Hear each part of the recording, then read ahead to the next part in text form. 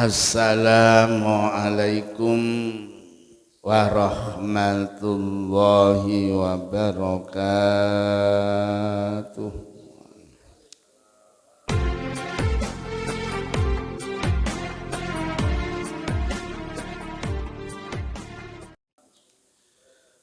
Bismillahirrahmanirrahim. Alhamdulillah.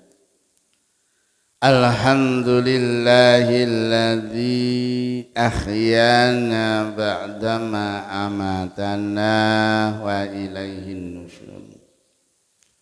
Qala an-nabi as-salatu mi'rajul mu'min. As-salatu mi'rajul mu'min. Wa qala aidan sallu kama ra'aitumuni usolli. Al-hadis al-qamaqah.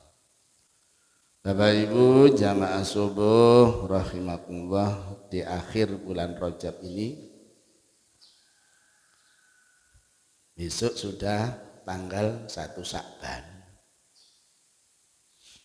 Kita bahas tentang ulang tahunnya sholat, lanjutannya kemarin.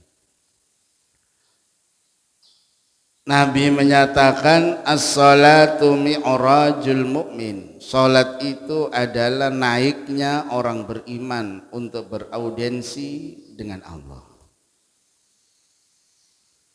Sallu kama ra'aitumuni usolli. Sholatlah kalian kama ra'aitumuni usolli, seperti kalian melihat aku saat sholat, kata Nabi. Sholatlah kalian seperti melihat aku saat sholat. Ibadah yang tidak bisa dirubah kalimat dan gerakannya adalah hanya sholat. Sholatlah kalian seperti aku sholat, kata Nabi. Baik bahasa, gerakan maupun kalimat-kalimatnya enggak boleh beda dengan Nabi, harus sama. Kalau zakat mungkin boleh ya, sesuai dengan makanan pokok. Kurban juga begitu. Di Mekah unta, di sini sapi. Di Mekah umpama gandum, di sini beras. Boleh. Zakat boleh. Kurban boleh. Tapi untuk sholat tidak boleh. Kalau Nabi sholat Allahu Akbar, maka di sini juga Allahu Akbar. Gak boleh diganti Allah Maha Besar. Sholatlah kalian seperti aku sholat. Berarti harus sama dengan Nabi. Kalau Nabi sholat Allahu Akbar di Mekah sana, di Indonesia juga Allahu Akbar, di Cina juga Allahu Akbar, di Jawa nggak boleh diganti Allah gede banget, nggak sah. Allah Maha Besar, nggak sah. Harus sama, hanya intonasinya yang beda, lagunya yang beda, tapi kalimatnya harus sama. Kalau di Mekah Allahu Akbar, Alhamdulillahi Rabbil Alamin, Mekah. Di sini Allahu Akbar, di Cina Allahu Akbar.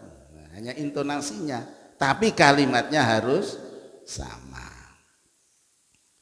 Yang kedua, rukun dalam sholat itu juga harus sama. Nah, ini kita dandani. Banyak orang yang sholat tapi rukunnya tidak ngerti. Rukun itu adalah sesuatu yang harus dikerjakan saat sholat dan seperti yang dilakukan Nabi. Nah, contoh rukun sujud, kita sholat ada namanya sujud. Nah, rukunnya sujud itu ada 7. Ini kadang-kadang yang tidak sempurna ini karena belum tahu. Rukunnya sujud itu ada 7.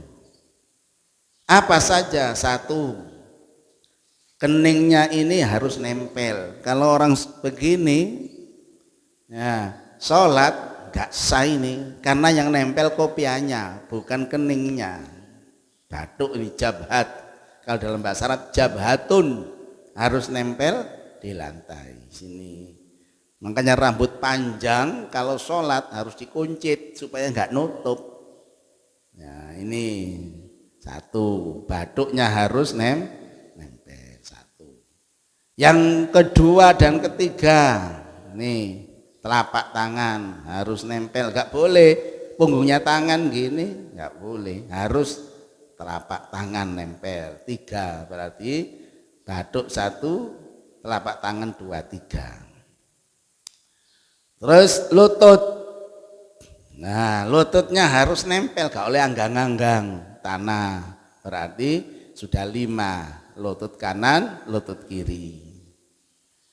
Kemudian yang keenam dan ketujuh itu telapak kaki harus nempel dan mancat. Nah, mancat tanah, telapak kakinya nempel dan mancat tanah ini. Gak boleh dienggeng-enggeng tok gini. Nah, ditekan. Itu rukun sujud. Disempurnakan seperti Rasulullah sholat. Jadi kalau kita mengikuti aturan-aturan yang diajarkan Nabi seperti aku sholat, maka sholat itu bahagia, bukan beban. Sholat itu bahagia, sholat itu tenang, dan sholat itu adalah ketagihan. Nah, ini jadi sholat yang kalau kita lakukan seperti petunjuk Rasulullah, sholat akan bahagia, sholat menjadi kebutuhan, sholat menjadi ketenangan, dan sholat ini ngangeni. Kalau nggak sholat nggak enak. Ini masalah sholat. Makanya dalam fikih itu diajarkan udhurnya sholat hanya 2. A'dharus sholati isnani, udhurnya sholat hanya 2. An-naumu wan nisyan, ketiduran dan lupa. Itu udhurnya sholat. Bepergian nggak udhur, sakit nggak udhur.